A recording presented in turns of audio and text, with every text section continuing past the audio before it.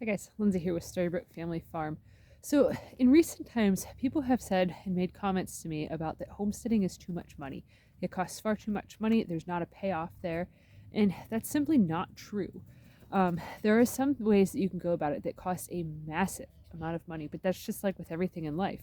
You can spend thousands of dollars on buying seeds for your garden, or you can buy cheaper seeds, or you can then in turn learn how to save your own seeds, which makes it so then that way following years, your seeds are all free. You can also, just choose to garden in the ground versus buying raised beds, buying soil. You can work with what you have. There's several different ways that you can make it work with whatever kind of budget that you have. So we actually got into doing homesteading stuff simply because of the fact that we were very, very poor. We could not afford to really buy food, at least not decent quality food, and we couldn't really afford to eat in a way that was a very healthy or sustainable sort of lifestyle. So we come at the whole homesteading thing from a perspective of trying to save money, not just from the health aspect. There's a lot of different channels that talk about all the health benefits and essentially just all of the reasons why you should buy all this really expensive healthy food or make it yourself for a very healthy way to live. And this is not that type of a channel. Like, even though we homestead, I still like ramen noodles, like the cheap ones from Walmart and stuff. Like, there is a lot of health benefits to raising a lot of your own food and things of that nature, but it doesn't have to be a black and white sort of a thinking. It is really getting windy out, so my hair's just going to be all crazy for you guys. But it's very common in the homesteading community to have this very black and white thinking of what is a real homesteader and what is not.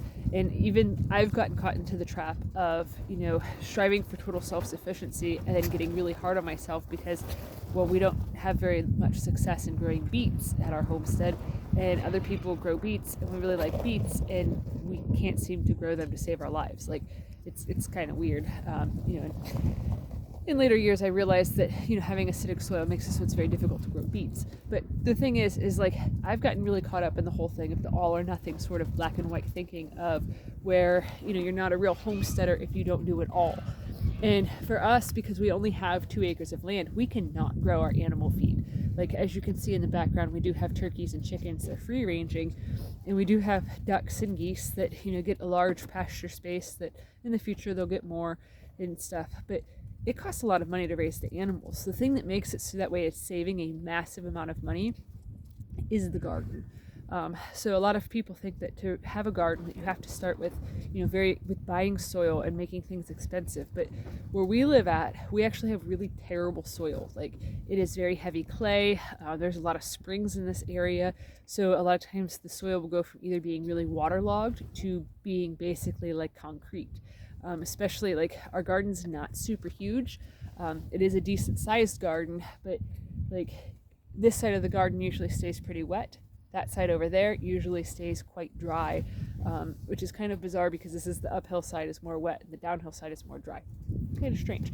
But one of the things that we have done is actually repurpose a lot of different materials that we have and put it into the garden to try to add amendments to the soil with using animal manure, spent hay, foraging for leaves that have fallen down. So we do a lot of things like that to make it so that way all of our inputs are completely free for raising the garden. We also save a lot of seed. We also look for seeds whenever they're on sale. Like end of season sales, like that is our jam. Several years ago, I had actually gone to the dollar store. My old neighbor, she actually gave us a heads up that the dollar store had their packets of seeds on sale for like ridiculously cheap. I'm gonna move so I'm more in the sun so that way I'm a little bit warmer. It's 41 degrees today, but it's with that wind it is pretty chilly. So she had actually given us a heads up that they had the seeds on sale for it was like a penny a pack. So we ended up buying a massive amount of stuff, and like this was I think 5 years ago, something of the sort like that. And a lot of them seeds we're still using from today. Like, it saved us a massive amount of money and stuff to be able to basically get all of those seeds for a penny a pack.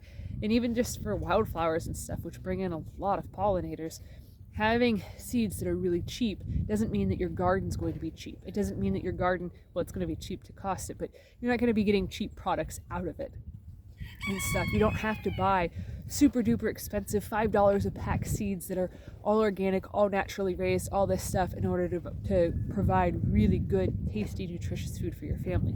You can buy that 1 penny a pack, or 4 packs for $1, packs of seeds, and still get a really good product. And I urge you guys, if you're thinking about starting a garden this year and you're concerned about how expensive it is, just simply buy the seeds that are cheap, because if it's your first year gardening, chances are you're going to have a lot of failures. You don't want to spend hundreds of dollars in seeds, then go out and plant all of the seeds and sow all the seeds just for them to fail, and then you're going to feel terrible that you wasted hundreds of dollars. It is much better to start small, start with cheap seeds, and expect that they're not all going to pop up, but it's better to have 25 cents worth of seeds die than it is to have $5 worth of seeds die and stuff. Not saying that everybody's got a black thumb or anything, but I have started a lot of things from seeds, and they're not always perfect. It's not always an exact science. Even when you have experience with starting things from seeds, a lot can go wrong. But just with everything, especially with homesteading, there's a way to do it that costs a massive amount of money. There's also ways to do it that can actually save a lot of money. One of the things that we actually do to save a lot of money with our animals is to try to forage a lot of their feed from our own land. Like our goats, they absolutely love to eat the small branches and stuff off of trees. They also really enjoy eating pine needles.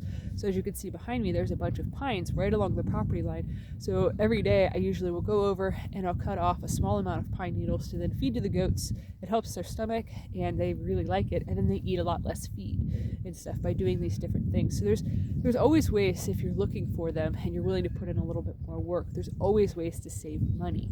And that's one of the things that I really like about this lifestyle, because for a couple of dollars, you can buy enough seeds to grow enough green beans to feed your entire family. I like to talk about green beans because that is our family's all-time favorite vegetable and stuff. And we're also kind of snobs now, since we started growing our own, that we don't like to buy the canned green beans anymore at the store. We'd just rather have them our own. So it's something that we always grow a lot of. For a couple dollars worth of seeds, you can grow a year to 2 years worth of green beans and stuff. And for us, that equates to saving hundreds of dollars every single year just in green beans alone. So it's a no-brainer that sort of investment really pays off. But there's several other different ways that you can go about this too. With if you don't want to buy seeds, you can buy packs of plants that are cheap packs of plants, just a small 3 packs or whatever tomato plants. Don't go crazy and buy the $20 bucket that has 1 tomato plant in it, because it's not going to do any better than just buying this little 3 packs. Like, I've bought bigger plants before and they didn't really do any better and stuff. So there's definitely ways to save money on a homestead and in the garden. So if you guys are enjoying this content, or if you have questions, leave them in the comment section below.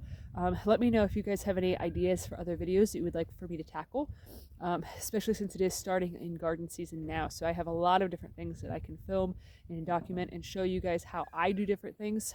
I do know that I do things quite differently than other channels, simply because of the fact that I try to recycle as much as possible and not spend money. This is a very big hobby that naturally costs a lot of money to get infrastructure up and running, but doing the little things that can save money here and there definitely make a huge difference for us. So if you guys are enjoying this content, please give this video a thumbs up, share it with your friends on social media, and if you haven't already, please subscribe to help us grow. We'd greatly appreciate it. All right, thanks for watching. Have a good one, guys.